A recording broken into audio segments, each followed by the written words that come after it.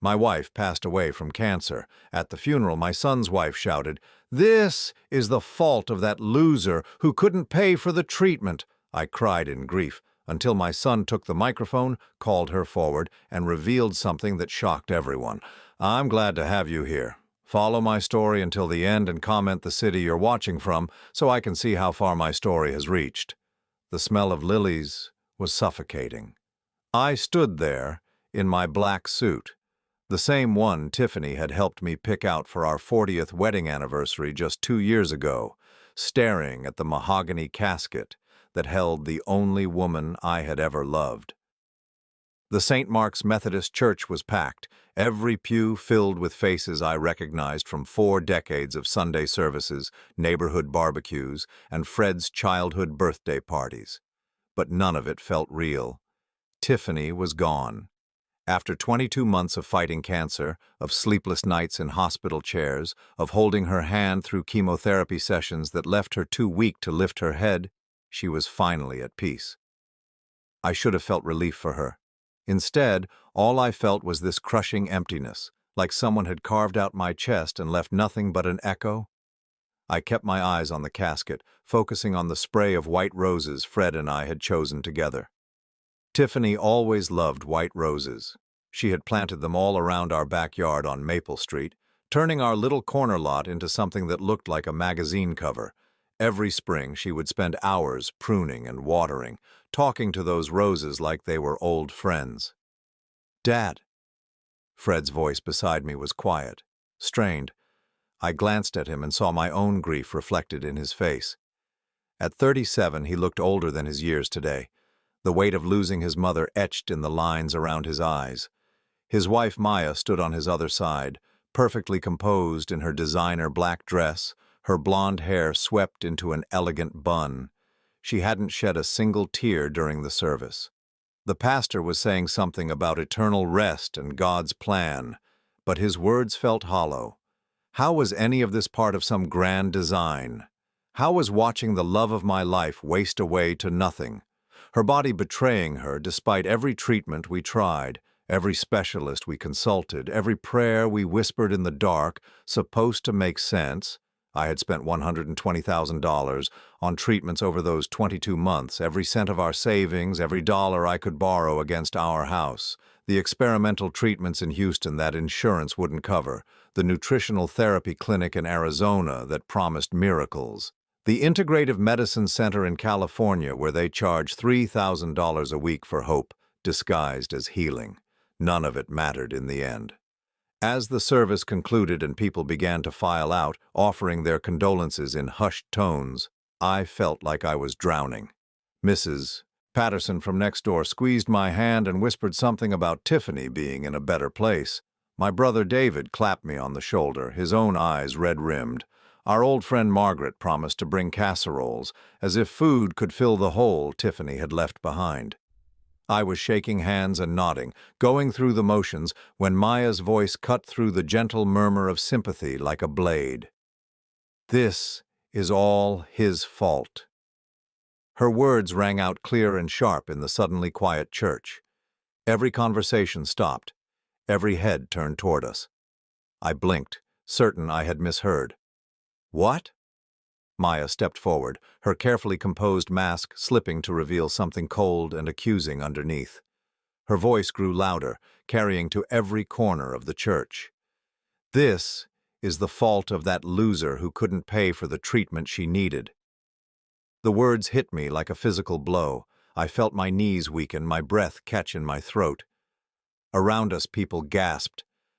I heard Mrs. Patterson make a small, shocked sound. "Maya," Fred said quietly, but he didn't move to stop her.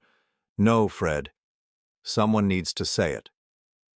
She turned to face the crowd of mourners, many of whom were now staring at me with confusion and growing suspicion. He let her die because he was too cheap to get her real help, too stubborn to admit that maybe, just maybe, there were options he didn't explore because they cost too much.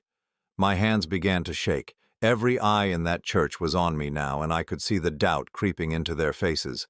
These people had known me for decades. They had watched me coach Fred's Little League team, had seen Tiffany and me at every church potluck and community event. But Maya's words were planting seeds of suspicion, and I could actually watch them take root. "That's not true," I managed to whisper, but my voice was too weak, too broken to carry any conviction. "Isn't it?" Maya's voice was gaining strength, fed by the attention. "How many times did the doctors mention clinical trials you turned down because of the cost? How many experimental treatments did you refuse because they weren't covered by insurance?" I wanted to scream that every doctor had told us the trials were long shots, that the experimental treatments were more likely to cause suffering than healing. I wanted to explain that I had already bankrupted us trying to buy time, that I had explored every option that had even a slim chance of helping, but the words wouldn't come. "Maya, that's enough." Fred's voice was firmer now, but still he didn't look at me. He kept his eyes on his wife, and something passed between them that I couldn't read.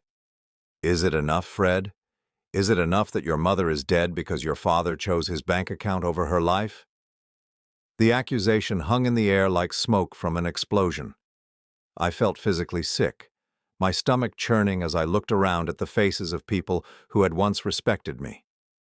Now they looked uncertain, troubled. Some were already whispering to each other, the seeds of Maya's poison taking root and spreading. "I spent everything," I said, my voice barely audible. "I gave her everything I had." Maya laughed, a sharp, bitter sound that echoed off the church walls. "Everything? Really? Then why is there still money in your savings account? Why do you still have a house while she's in the ground?" I stared at her, unable to comprehend the cruelty of what she was doing. This was Tiffany's funeral. These were people who loved her, who had come to say goodbye and honor her memory, and Maya was turning it into a public execution. "Dad," Fred finally looked at me, and for a moment I thought I saw something like sympathy in his eyes. But then he looked away again, his jaw tight, his hands clenched at his sides. The silence stretched on, broken only by the uncomfortable shuffling of feet and the distant sound of traffic outside. I realized that everyone was waiting for me to defend myself, to fight back against Maya's accusations, but I had nothing left. The fight had gone out of me the moment Tiffany took her last breath. Instead, I turned and walked toward the exit, my legs feeling like they belonged to someone else. Behind me, I heard Maya's voice again, softer now but still carrying. "It's just so tragic when someone who should have protected her becomes the reason she couldn't be saved." I made it to the parking lot before the tears came. Standing beside my old Honda Civic, the same car Tiffany and I had driven to countless doctor appointments, I broke down completely. Not just from grief, but from the horrible realization that my own son had stood there and watched his wife destroy me, and he had said nothing to stop it. For 40 years, Tiffany and I had built a family based on love and respect. We had raised Fred to be honest, loyal, and kind. We had welcomed Maya into our family with open arms when they married 9 years ago, treating her like the daughter we never had. And this was how it ended, with me standing alone in a church parking lot, wondering if I had somehow failed not just as a husband but as a father too. The worst part wasn't even Maya's accusations, it was the silence. It was Fred standing there, saying nothing while his wife tore apart everything Tiffany and I had built together. It was the growing certainty that I had lost not just my wife, but my son as well. As I drove home through the familiar streets of our neighborhood, past the houses where Tiffany and I had made friends, past the park where we had pushed Fred on swings, I felt more alone than I had ever felt in my 63 years of life. The house on Maple Street felt empty and cold when I walked through the front door. Tiffany's reading glasses were still on the kitchen table next to a book she would never finish. Her coffee cup sat in the sink, waiting to be washed. Everything was exactly as she had left it, but she was gone forever. And apparently, I was completely alone. 3 days after the funeral, the phone calls started. The first one came while I was sitting at the kitchen table, staring at a bowl of cereal that had gone soggy 20 minutes ago.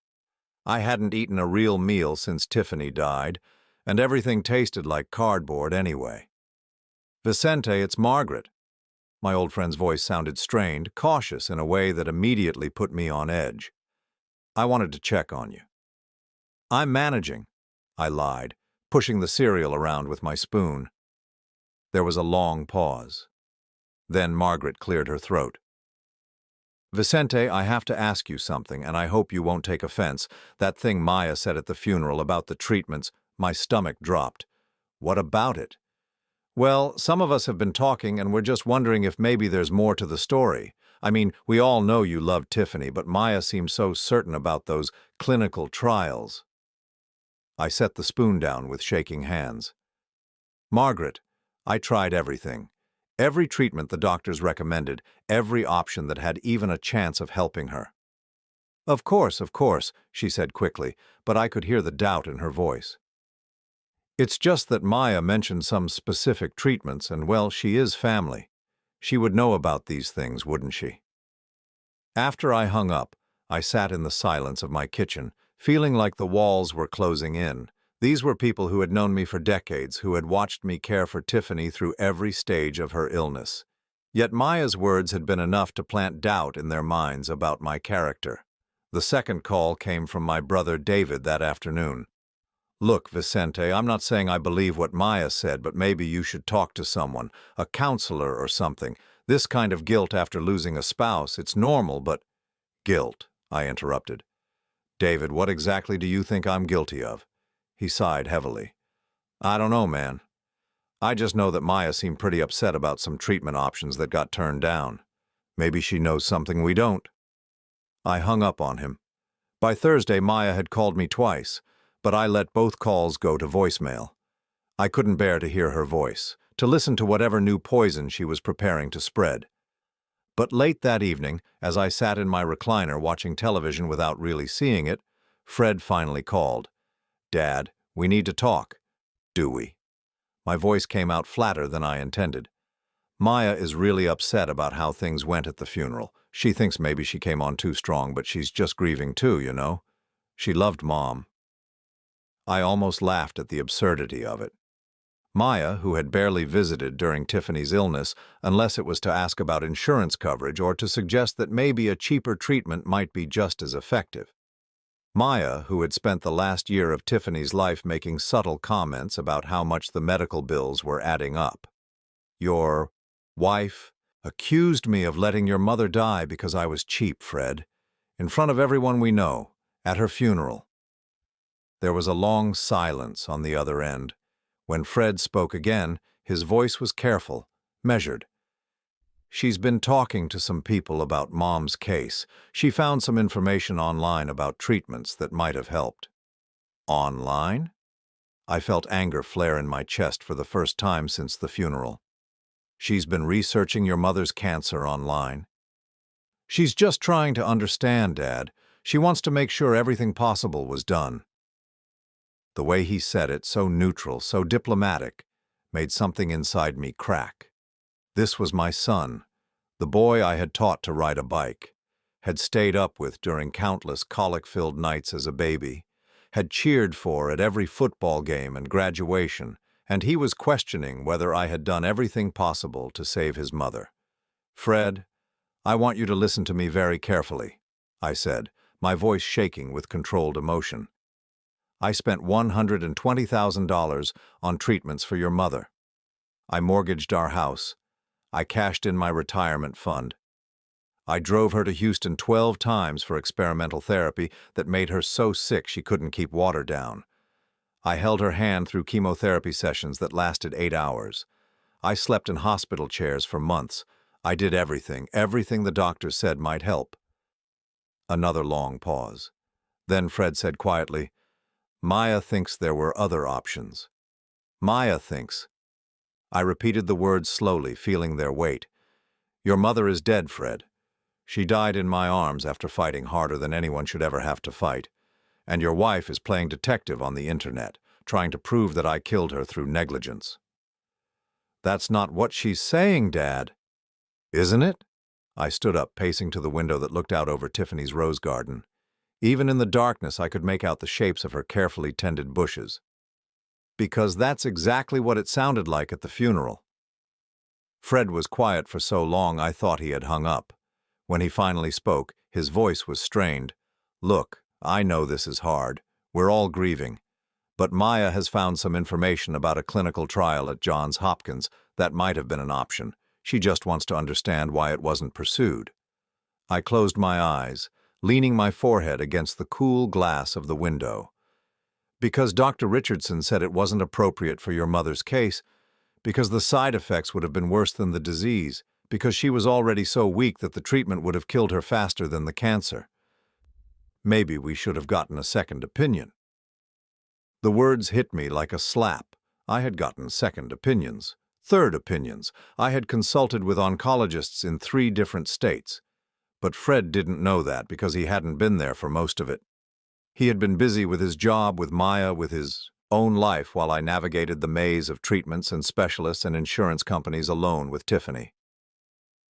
"We did get second opinions, Fred. Multiple opinions from doctors who actually examined your mother, not from websites your wife found on Google. Maya's just trying to help. Maya is trying to destroy me." The words came out sharper than I intended, but I was past caring. And apparently she's succeeding. Fred sighed again.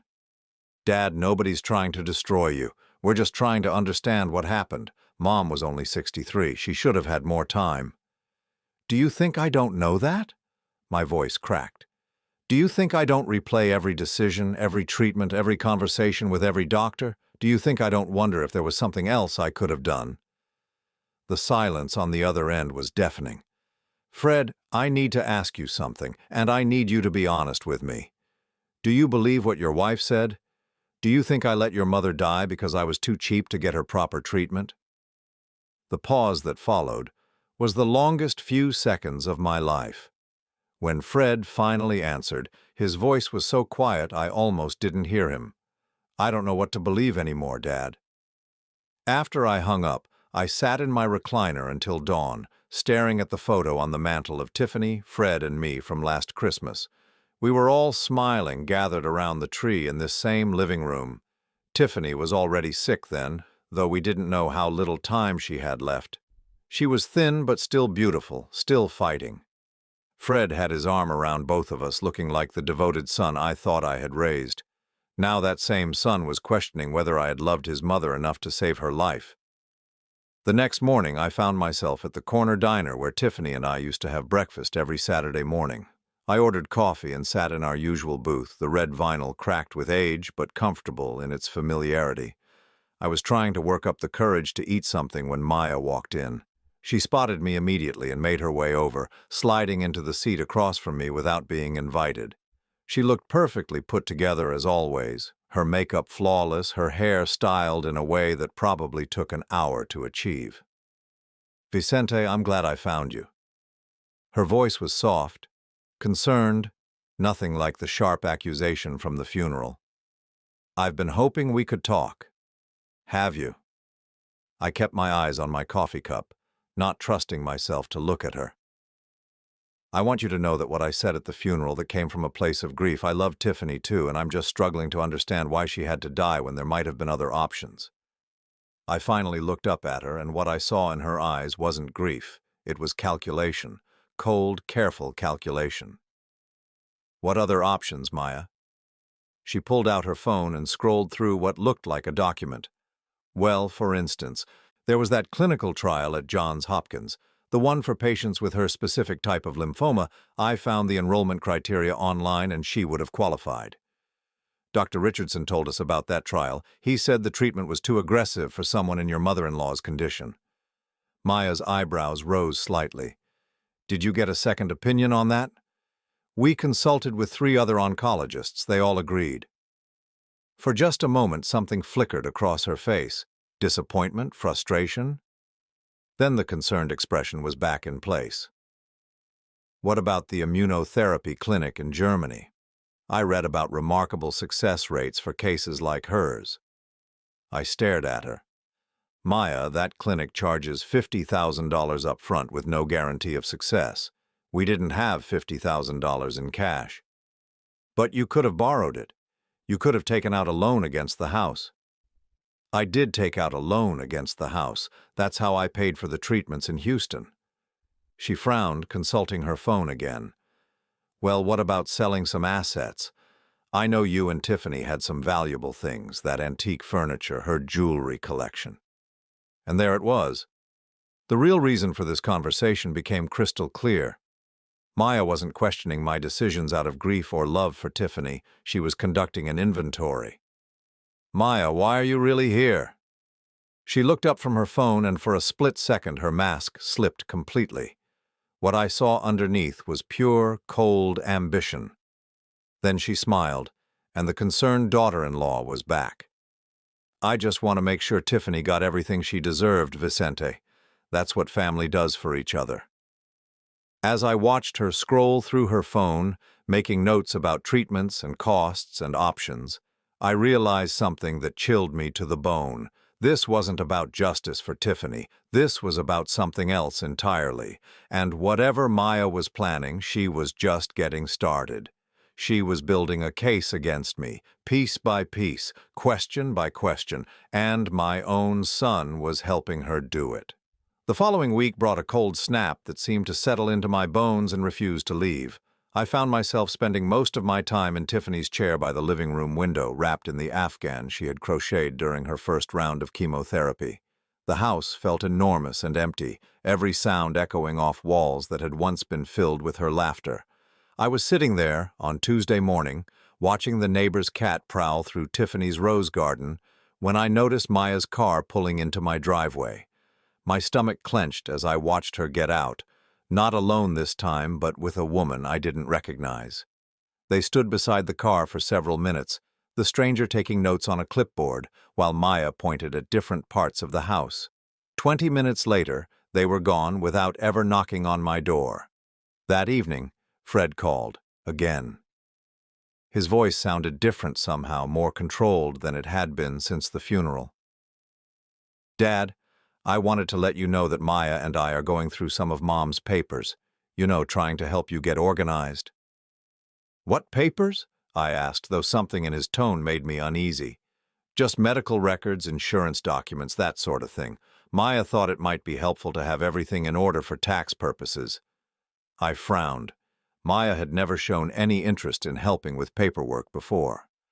During Tiffany's illness, she had made it clear that dealing with medical bills and insurance claims was too depressing for her to handle. I can manage my own paperwork, Fred. I know, Dad, but there's a lot of it, and Maya has experience with this kind of thing from her job. Maya worked as a medical billing coordinator for a large clinic across town. She just wants to make sure nothing gets overlooked. After I hung up, I went to the filing cabinet in Tiffany's study where we had kept all the medical records. The drawer was still locked, just as I had left it, but something felt wrong. The key was in the same hiding place behind the picture frame, but it seemed like the papers inside had been shifted slightly. Maybe I was being paranoid. Maybe grief was making me see threats where none existed. But I couldn't shake the feeling that someone had been going through our private documents. On Thursday, I was at the grocery store when I overheard two women talking in the cereal aisle. I recognized them from church, though I couldn't remember their names. I heard from Margaret that Vicente refused to take his wife to some special hospital because it was too expensive, one was saying. That's terrible. Poor Tiffany. Imagine knowing your husband chose money over your life. I abandoned my cart and left the store, my hands shaking so badly I could barely start the car. That afternoon, Maya called me directly for the first time since our conversation at the diner. Vicente, I hope you don't mind, but I've been doing some more research into Tiffany's case. I found something I think you should know about. What kind of research? I asked, though I dreaded the answer. Well, I've been in touch with some patient advocacy groups, and they've told me about resources that might have been available, financial assistance programs for experimental treatments, charity funds for cancer patients, that sort of thing. My grip tightened on the phone. Maya, what exactly are you implying? I'm not implying anything. I'm just saying that maybe there were options that got overlooked in all the stress of the situation. These advocacy groups, they have experience helping families navigate the system. And what do these advocacy groups think should be done now? There was a pause, and when Maya spoke again, her voice had taken on a more formal tone. Well, some of them have mentioned that families sometimes pursue legal action when they feel like medical negligence or financial constraints led to inadequate care. The words hit me like ice water. Legal action. She was talking about lawsuits. Maya, are you suggesting that I was negligent in caring for your mother-in-law? I'm not suggesting anything, Vicente. I'm just exploring every option to understand what happened. Don't you want to know if everything possible was done for Tiffany? After she hung up, I sat staring at the phone for a long time. Maya wasn't just spreading doubt anymore. She was building toward something bigger, something that could destroy what was left of my life. That evening, Fred showed up at my door unannounced. He looked tired, stressed in a way I hadn't seen since his college finals. He stood on the porch for a moment, as if gathering courage before speaking. "Dad, can I come in? We need to talk." I led him to the living room, noting how his eyes swept over everything as if he were seeing it for the first time. He sat on the edge of the couch, his hands clasped tightly in front of him. "Dad, I need to ask you something, and I need you to be completely honest with me." My heart started pounding. "What is it?" "The night Mom died at the hospital, you were alone with her when it happened, right?" The question was so unexpected, so bizarre, that for a moment I couldn't speak. "Fred, what kind of question is that? Just answer me, please. Were you alone with her when she died?" "Yes, I was alone with her. You and Maya had gone home to get some sleep. The nurses were down the hall. She just stopped breathing, peacefully. I held her hand until the end." Fred nodded slowly, but he wouldn't meet my eyes. "And you called the nurses right away?" "Of course I called the nurses. Fred, what is this about?" He was quiet for a long moment, staring at his hands. When he finally looked up, there was something in his expression that I couldn't read. Pain, maybe. Or confusion.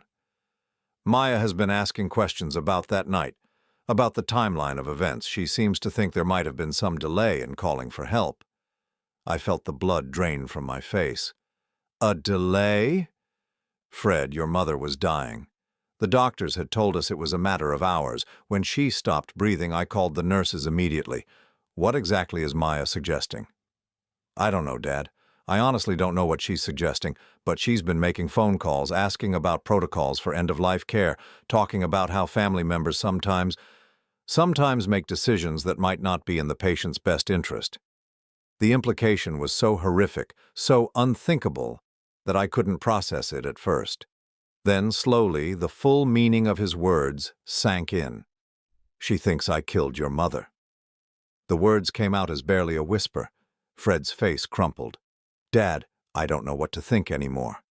Maya shows me these articles about medical negligence, about cases where family members made decisions that led to preventable deaths. She has all this research about treatments we supposedly didn't try, financial resources we supposedly didn't access, and now she's questioning whether Mom's death was really as natural as it seemed." I stared at my son, this man I had raised to be honest and kind and just, and I saw a stranger, someone who could sit in my living room and suggest that I had murdered his mother.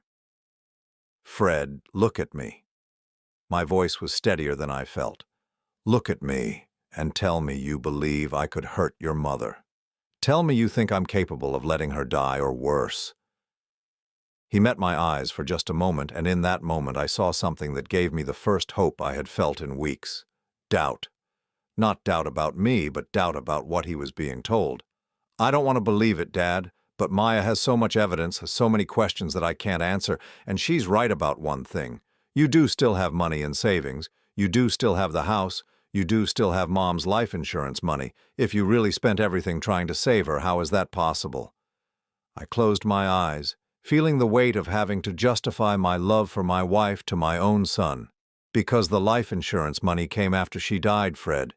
Because I stopped spending on treatments when the doctors told us there was nothing left to try. Because at some point I had to accept that no amount of money was going to bring her back." When I opened my eyes, Fred was staring at me with an expression I couldn't decipher. For a long moment, neither of us spoke. Then he said something that surprised me completely. "Dad, I need you to trust me no matter what happens next. Can you do that? What do you mean? I mean that things are going to get more complicated before they get better. Maya is determined to pursue this, and I can't stop her. But I need you to know that no matter how things look, no matter what it seems like I'm doing or saying, I need you to trust me.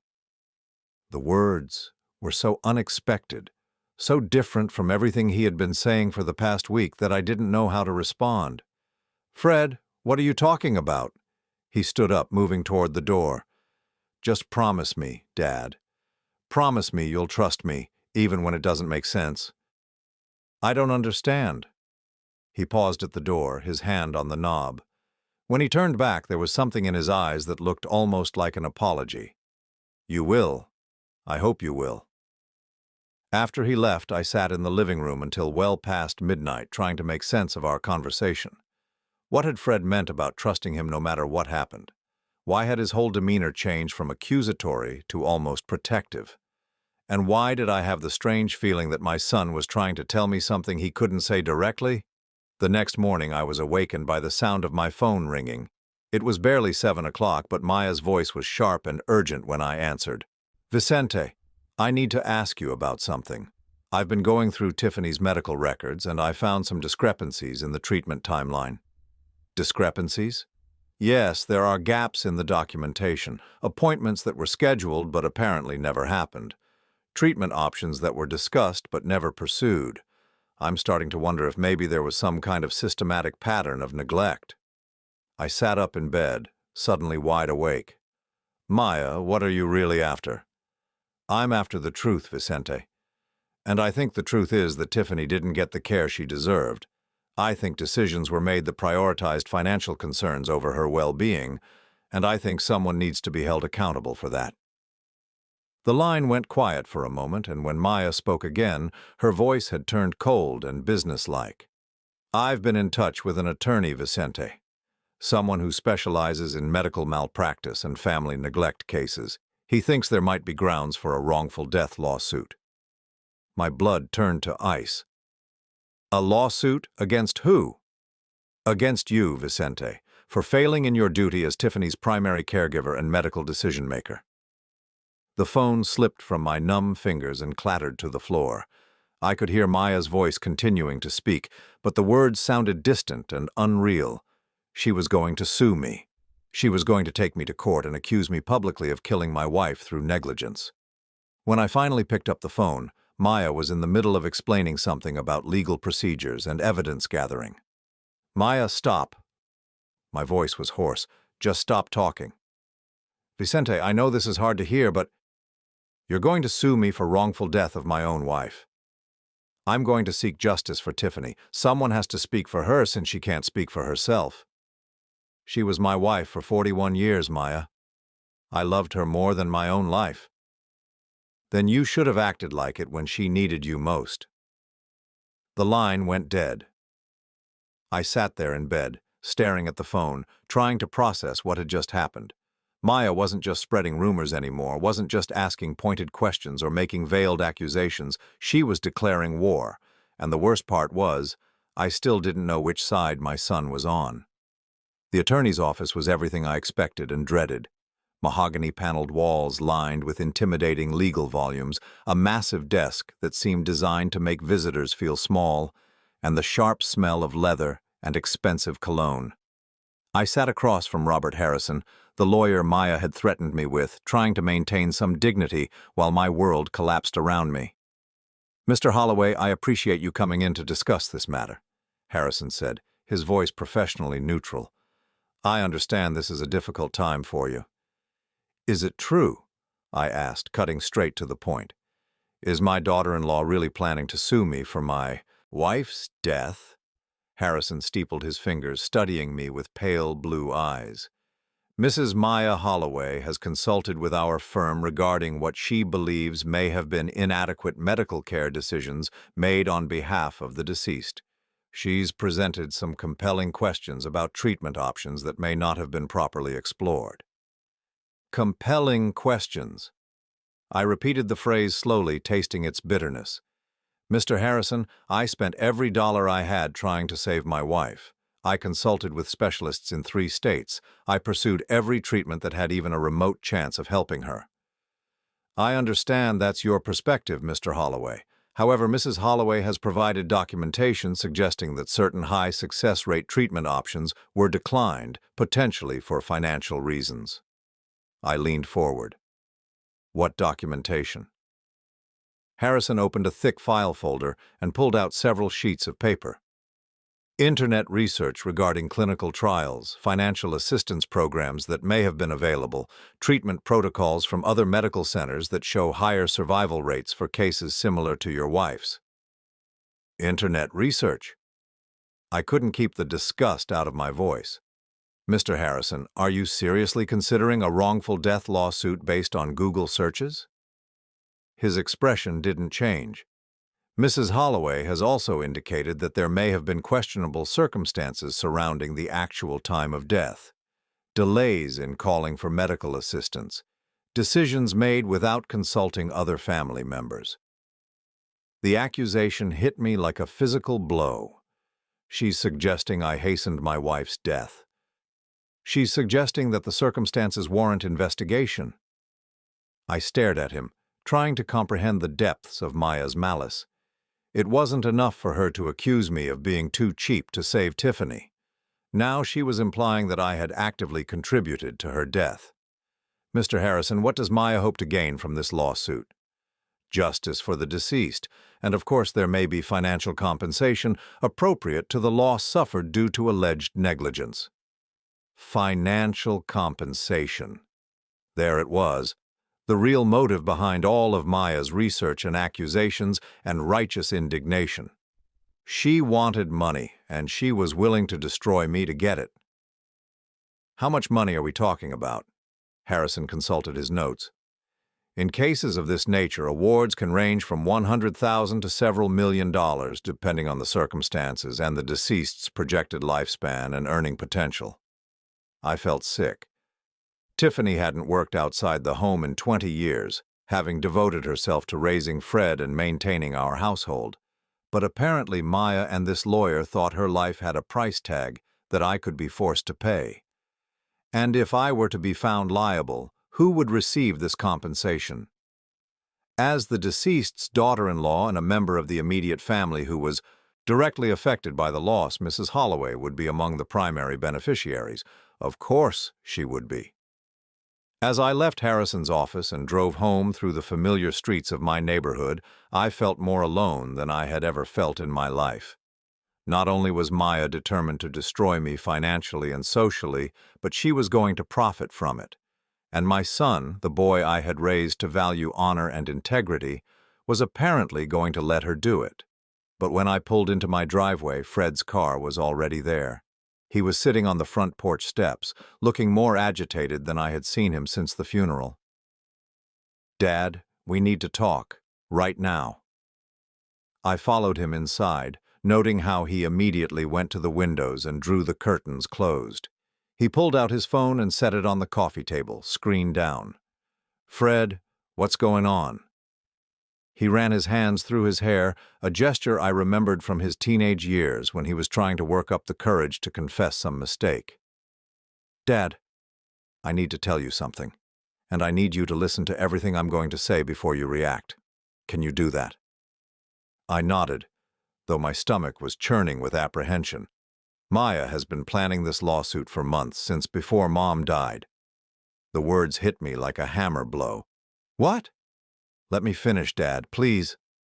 Fred's voice was strained but urgent. 3 months ago, Maya started asking me questions about Mom's finances, about her will, about what would happen to her assets when she died. I thought she was just being practical, trying to help us prepare for the inevitable. I stared at my son, unable to process what I was hearing. Then she started researching Mom's medical case, but not to help. She was looking for ways to prove that inadequate care had been provided. She was building a case for negligence even while Mom was still alive. "And you knew about this?" Fred's face was anguished. Not at first. I thought she was just trying to understand the medical situation, maybe looking for treatment options the doctors hadn't mentioned. But then I started noticing things, phone calls she would take in private, websites she was visiting, documents she was printing out. He paused, taking a deep breath. Dad, Maya has been in contact with that lawyer for 6 weeks. She met with him for the first time 2 weeks before Mom died. I felt like I was drowning. 2 weeks before Tiffany died, Maya was already planning to sue me for killing her. Yes, and there's more. Fred pulled out his phone and opened what looked like a recording app. Dad, I've been documenting everything. Every conversation, every phone call, every meeting with the lawyer. I've been pretending to go along with her plan so I could find out exactly what she was planning to do to you. You've been recording her? For the past month, listen to this. He tapped the screen, and Maya's voice filled the room, clear and unmistakable. The old man won't know what hit him.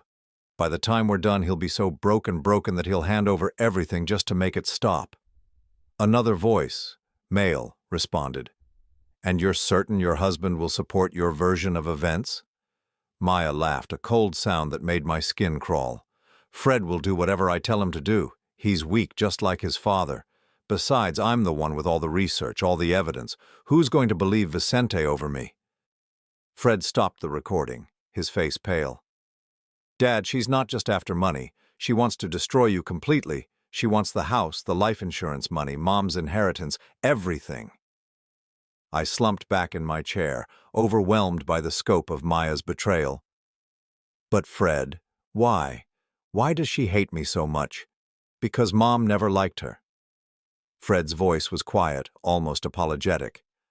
Mom was always polite, always kind, but Maya knew that Mom saw right through her. She knew that if anything happened to Mom, she'd lose her influence over me, lose her place in this family. So she decided to make sure that if she couldn't have Mom's approval, she'd at least get Mom's inheritance. And you've been pretending to go along with this for a month. Fred nodded miserably. I had to, Dad. It was the only way to find out how far she was willing to go, to get evidence of what she was really planning. But it's been killing me, watching her tear you apart while I pretended to believe her lies. I looked at my son, really looked at him, and saw something I hadn't noticed before. The strain around his eyes, the weight he seemed to be carrying. He hadn't been weak or disloyal. He had been playing a dangerous game to protect me. Fred, what about the things you said to me? The questions about whether I had done enough to save your mother? I had to ask those questions, Dad. Maya was listening to everything, monitoring every conversation between us. If I hadn't seemed to doubt you, she would have known I was on to her plan. So you never believed her accusations? Fred's eyes filled with tears. Dad, I watched you care for Mom every day for almost 2 years. I saw you sleep in hospital chairs, hold her hand through chemo, research every possible treatment option. I know you loved her. I know you did everything humanly possible to save her. For the first time since Tiffany's funeral, I felt like I could breathe. My son hadn't betrayed me. He had been protecting me. What do we do now, Fred? He wiped his eyes and sat up straighter, and I could see something of Tiffany's steel in his expression. Now we stop her. I have hours of recordings, Dad. I have documentation of her meetings with the lawyer, her research into how to build a negligence case, her plans to manipulate testimony from family members. I have everything we need to prove that this entire lawsuit is fraudulent. But she's your wife. Fred was quiet for a long moment. When he spoke, his voice was firm. She stopped being my wife the moment she decided to try to destroy my father to get money from my mother's death. He pulled out another piece of paper, and I recognized it as a legal document of some kind. What's that? Divorce papers. I filed them this morning. I stared at him in amazement. You're leaving her? I left her the moment I realized what she was planning. I just couldn't tell you until I had enough evidence to stop her lawsuit. He met my eyes. Dad, Mom raised me to value honor and integrity above everything else. Maya forgot that when she decided to wage war on our family. As I sat there looking at my son, this man who had risked his marriage and endured weeks of emotional torment to protect me, I felt something I hadn't felt since Tiffany died. Pride. What's our next step? Fred smiled, and for the first time in weeks it reached his eyes. Tomorrow, we give Mr. Harrison a very different kind of evidence than what he's expecting, and we show Maya that she picked the wrong family to try to destroy. For the first time since losing Tiffany, I felt like I had an ally in this fight. My son had never abandoned me. He had been fighting for me all along. The family meeting Maya had demanded was set for Sunday afternoon at 2 o'clock, in the same church fellowship hall where Tiffany and I had attended countless potluck dinners and community gatherings over the years. Maya had insisted on a neutral location, claiming she wanted witnesses to ensure everything was handled properly. She had no idea that Fred and I were walking into her trap with our own carefully laid plans. I arrived early, my hands steady for the first time in weeks. Fred was already there, sitting alone in one of the folding chairs arranged in a circle. He looked up when I entered, and we exchanged a brief nod. To anyone watching, it would look like the strained acknowledgement between a grieving father and a conflicted son. In reality, it was the quiet communication between allies preparing for battle. Maya swept in precisely at 2 o'clock, followed by her sister Carmen, whom I barely knew, and surprisingly, my brother David. She had assembled her own audience, people she clearly expected would side with her once she presented her case against me. "Thank you all for coming," Maya began, her voice taking on the formal tone she used when she wanted to sound authoritative. "I know this is difficult, but we need to address some serious concerns about the care Tiffany received before her death." She had prepared a presentation, complete with printed documents and highlighted passages from medical websites. As she began laying out her case against me, I had to admit it was impressive in its thoroughness. She had twisted every medical decision, every financial choice, every moment of doubt or exhaustion during Tiffany's illness into evidence of negligence. "Vicente consistently chose less expensive treatment options over more effective ones," she said, consulting her notes. "He refused to pursue clinical trials that could have extended Tiffany's life, and he declined to seek second opinions that might have changed her prognosis." David shifted uncomfortably in his chair. "Maya, those are serious accusations." "They're not accusations, David. They're facts. I have documentation of every decision Vicente made, and in case after case, he prioritized saving money over saving his wife's life." I watched Fred during this performance, noting how carefully he maintained his neutral expression. To Maya's eyes, he appeared to be listening thoughtfully, perhaps even nodding slightly at her more pointed arguments. She was so focused on building her case that she couldn't see the trap closing around her. "The most troubling aspect," Maya continued, "is the circumstances surrounding Tiffany's actual death. Vicente was alone with her for nearly 30 minutes before calling the nurses. 30 minutes during which he could have been providing aid, calling for help, attempting resuscitation." Carmen gasped audibly. 30 minutes? Vicente, is that true?" "No," I said quietly. "It's not true."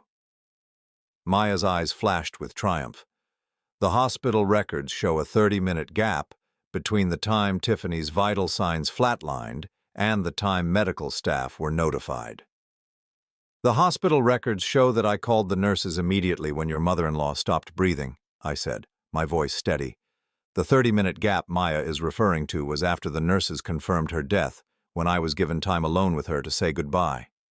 Fred spoke up for the first time, his voice carefully neutral.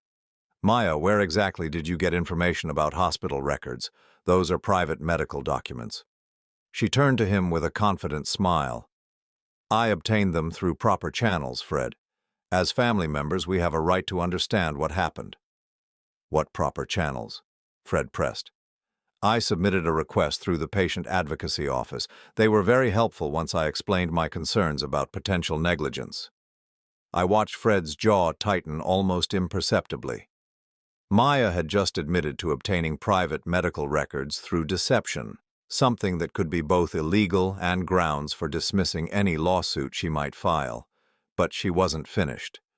"The point is, we have evidence of a pattern of neglect that ultimately led to Tiffany's preventable death, and I think it's time for Vicente to be held accountable." David looked between Maya and me, confusion clear on his face. "Maya, what exactly are you saying needs to happen?" "I'm saying that Vicente should face legal consequences for his negligence. I've consulted with an attorney who believes we have grounds for a wrongful death lawsuit." The words hung in the air like smoke. Carmen's mouth fell open. David stared at Maya as if he had never seen her before. "You want to sue Vicente for killing his own wife?" David's voice was barely a whisper. "I want justice for Tiffany. Someone has to speak for her since she can't speak for herself anymore." It was then that Fred stood up, and I saw something in his expression that reminded me so strongly of Tiffany that my breath caught. It was the look she got when someone had pushed her too far, when her patience had finally reached its limit. "Maya, I need to ask you something." She turned to him with obvious relief, clearly expecting him to support her position. "Of course, honey. How much money do you expect to get from this lawsuit?" The question seemed to catch her off guard. "I'm not doing this for money, Fred. I'm doing this for justice." "But if you were to win a wrongful death suit against my father, how much money would you expect to receive?" Maya's eyes narrowed slightly, but she answered, "The attorney estimates anywhere from $200,000 to over $1 million, depending on various factors." "And who would receive that money?" "Well, as Tiffany's immediate family members who were affected by the loss, we would be the primary beneficiaries." Fred nodded thoughtfully. "So you could potentially receive up to $1 million if you can prove my father was negligent in caring for my mother." "Yes, but that's not why I'm—" "Maya, when did you first contact Attorney Harrison?" The question was asked so casually that Maya answered before she realized the trap. "About 6 weeks ago, when I first started researching the legal options for—" She stopped mid-sentence, her face going pale as she realized what she had just admitted. Fred's voice remained calm, but there was steel underneath it. 6 weeks ago. That would have been 2 weeks before Mom died. The fellowship hall went dead silent. Carmen and David were staring at Maya with growing horror. Even I felt shocked, despite knowing what Fred had discovered. "You contacted a lawyer about suing my father for wrongful death 2 weeks before my mother was even dead." Maya's composure cracked. "That's not— I was just exploring options in case—" "In case what, Maya? In case Mom died and you saw an opportunity to get money out of it?" "Fred, you don't understand. I was trying to protect our interests." "Our interests?" Fred's voice rose slightly. "Or your interests?" Maya looked around the room, clearly realizing that her carefully planned presentation had backfired spectacularly. Carmen was staring at her with disgust. David was shaking his head in disbelief. "Fred, you're misunderstanding the situation," Maya said, her voice taking on a desperate edge. "I've been protecting you, protecting us. Your father has money that should rightfully be ours. Tiffany's life insurance, the house, her savings. We deserve compensation for what we've been put through." And there it was. The truth finally spoken aloud. Maya wasn't seeking justice for Tiffany. She was seeking profit from her death. Fred pulled out his phone. "Maya, I want you to tell everyone. Hear exactly what you told me last night about my father." "What are you talking about?" "Tell them what you said about making sure he ends up broke and broken." Maya's eyes went wide with panic. "Fred, I never said—" "Tell them about your plan to manipulate witness testimony. Tell them about how you've been building a false case for months." "Fred, stop. You're being ridiculous." But Fred was already tapping his phone screen. Maya's voice filled the fellowship hall, clear and unmistakable. "The old man won't know what hit him. By the time we're done, he'll be so broken that he'll hand over everything just to make it stop." The recording continued, capturing Maya's cold calculation, her dismissive comments about Fred's weakness, her absolute certainty that she could manipulate the situation to her advantage. When it ended, the silence was deafening. Maya stood frozen, her face cycling through shock, anger, and finally, raw fury. "You recorded me. You've been spying on me." "I've been documenting your fraud," Fred said quietly. "Every lie you've told, every false accusation you've made, every illegal step you've taken to build your case against my father." Maya's mask finally fell away completely, revealing the person she had always been underneath. "You pathetic fool. Do you really think you can stop me? I have evidence, I have witnesses, I have an attorney who believes my case. You have lies, Fred said, and now everyone knows it. Maya turned her fury on me. This isn't over, Vicente. I'll destroy you, one way or another. I'll make sure everyone knows what kind of monster you really are. No, Fred said firmly. You won't. He pulled out another document from his jacket pocket. Maya, these are divorce papers. I filed them yesterday morning, and these, he produced another set of papers, are copies of all the evidence I've gathered about your fraudulent lawsuit, which I'll be turning over to both Attorney Harrison and the State Bar Association. Maya stared at the papers as if they might burst into flames. You can't divorce me. We're married. We're a team. We stopped being a team the moment you decided to try to destroy my father for money. The room erupted as Maya began screaming, her careful composure completely shattered. She accused Fred of betraying her, me of manipulating him, everyone in the room of conspiring against her. But her words only served to prove everything Fred had recorded.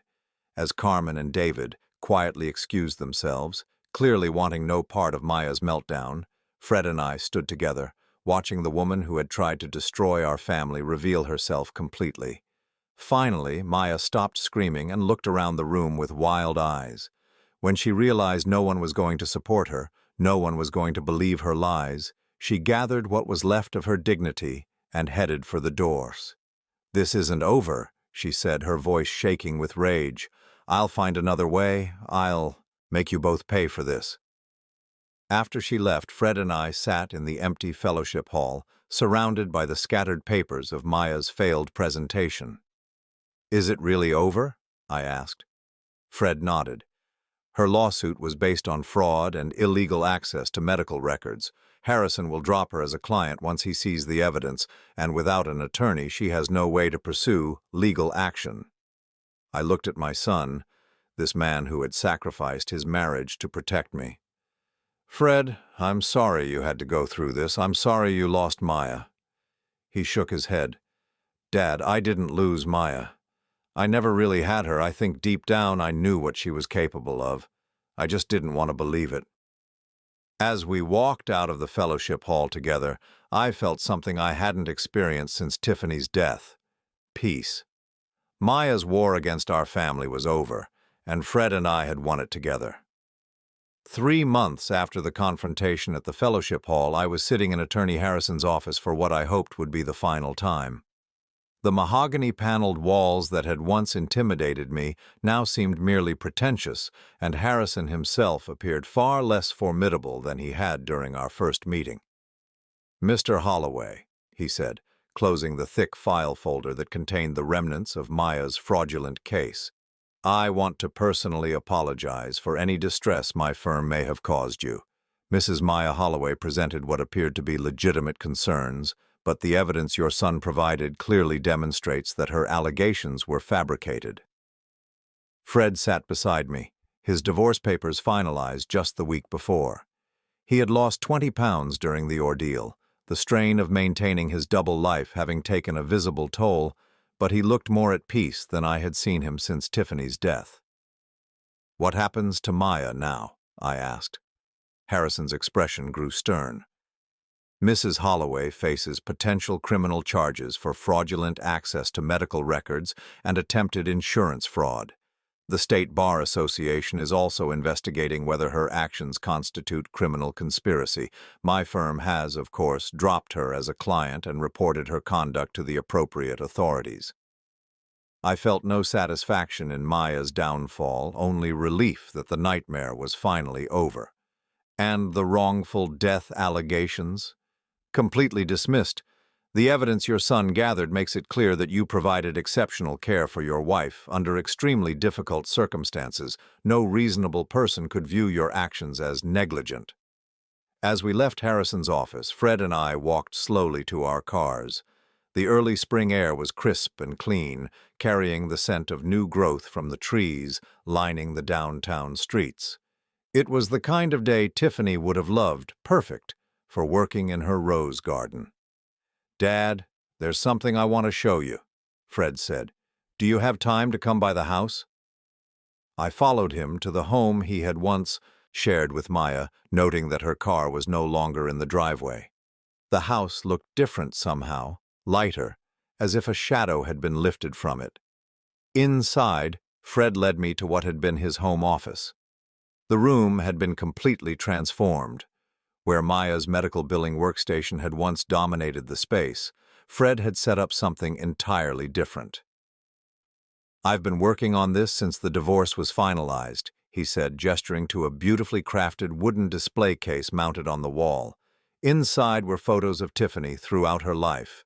As a young bride on our wedding day, holding infant Fred in the hospital, laughing at one of his childhood birthday parties, tending her roses in our backyard, and finally a picture from our 40th anniversary dinner, still beautiful despite the early signs of her illness. "Fred, this is incredible." "There's more," he said, opening a leather-bound album on the desk. "I've been going through all of Mom's things, organizing her photos, her letters, her recipes. I thought maybe we could put together a proper memorial for her, something that shows who she really was." I opened the album with trembling hands. On the first page was a letter Tiffany had written to Fred on his 16th birthday, her elegant handwriting flowing across cream-colored stationery. I read her words about the importance of integrity, kindness, and standing up for what was right even when it was difficult. "She raised you well, Fred. Better than I could have imagined." He smiled, but his eyes were sad. "I just wish I had stood up to Maya sooner. I should have protected you from the beginning." "You did protect me, in the way that mattered most."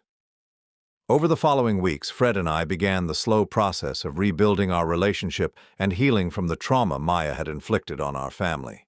We spent hours going through Tiffany's belongings, sharing memories, and working together to maintain the rose garden she had loved so much. The whispers and speculation that had followed Maya's accusations gradually faded as the truth of her deception spread through our community. Margaret called to apologize for doubting me. David visited to express his shame at having been taken in by Maya's performance. Even some of the people who had spread gossip after the funeral reached out to make amends. But the most meaningful conversation came from Pastor Williams at St. Mark's Methodist Church. He stopped by the house on a Thursday evening, carrying a small potted rose bush. "Vicente, I wanted to bring you this," he said, holding out the plant. "It's a variety called Eternal Peace. I thought it might be appropriate for Tiffany's garden." We walked together to the backyard, where Fred and I had spent the afternoon preparing the soil for new plantings. The existing roses were showing their first buds of spring, promising another season of the beauty Tiffany had worked so hard to create. "Pastor, I need to ask you something," I said as we knelt to plant the new rose. "How do I forgive someone who tried to destroy everything my wife and I built together?" Pastor Williams was quiet for a moment, his hands gentle with the delicate roots of the plant. "Vicente, forgiveness isn't about excusing what someone did to you. It's about freeing yourself from the burden of carrying their poison in your heart. I don't know if I can do that. You don't have to do it today or tomorrow. Forgiveness is a process, not a destination, but holding on to anger will only hurt you, not Maya." As spring turned to summer, I found myself spending more time with Fred than I had since he was a child. We worked together in Tiffany's garden, painted the house, and began taking weekend trips to places Tiffany had always wanted to visit, but we had never found time for during her illness. On a warm Saturday morning in July, we were sitting on the back porch drinking coffee when Fred brought up something that had been weighing on his mind. "Dad, I've been thinking about what Mom would want us to do with her life insurance money." The $100,000 had been sitting untouched in a separate account since Tiffany's death. I hadn't been able to bring myself to use it, and Maya's accusations had made me afraid to touch anything that might be seen as profiting from my wife's death. "What do you think she would want?" Fred pulled out a folder he had been carrying. "I found this in Mom's desk drawer. It's a list she made of charities she wanted to support if she ever had the means." The list was written in Tiffany's careful handwriting. Cancer research organizations, patient support groups, a fund for families who couldn't afford experimental treatments. At the bottom of the list, in what looked like a later edition, she had written, Help other families avoid the pain we've endured. She wanted to help people, Dad. Even while she was dying, she was thinking about how to help others. That afternoon, we began the process of establishing the Tiffany Holloway Foundation for Cancer Patient Support. It would provide financial assistance for families facing expensive treatment decisions, exactly the kind of help Maya had falsely claimed we should have received. 6 months after Tiffany's death, on what would have been her 64th birthday, Fred and I held a small ceremony in her memory at the church. We invited the people who had truly known and loved her, not the crowd that had gathered for her funeral to witness Maya's performance. Margaret spoke about Tiffany's kindness to newcomers in the neighborhood. David shared memories of family holidays when Tiffany had gone out of her way to make everyone feel welcome. Mrs. Patterson read a poem Tiffany had written about finding joy in simple moments. When it was my turn to speak, I stood at the podium looking out at the faces of people who had loved my wife, and I felt her presence with me in a way I hadn't since the day she died. Tiffany believed that families were built on love, respect, and truth, I said. She taught our son that integrity wasn't just about doing the right thing when it was easy, but about standing up for what was right even when it cost you everything. I looked directly at Fred, seeing Tiffany's strength in his steady gaze. She would be proud of the man Fred has become. She would be proud that when faced with a choice between loyalty to his marriage and loyalty to the truth, he chose truth. That when forced to choose between personal comfort and protecting his family, he chose family. After the ceremony, as people shared stories and laughter in the fellowship hall where Maya had tried to destroy our family, I realized that we had won more than just the battle against her false accusations. We had reclaimed Tiffany's memory from Maya's attempt to weaponize it. We had proven that love and integrity were stronger than greed and manipulation. Later that evening, Fred and I sat in Tiffany's garden, surrounded by the roses she had planted and the new varieties we had added in her honor. The air was filled with their sweet fragrance, and the last light of day painted the sky in shades of pink and gold. "Dad, do you think Mom would forgive Maya?"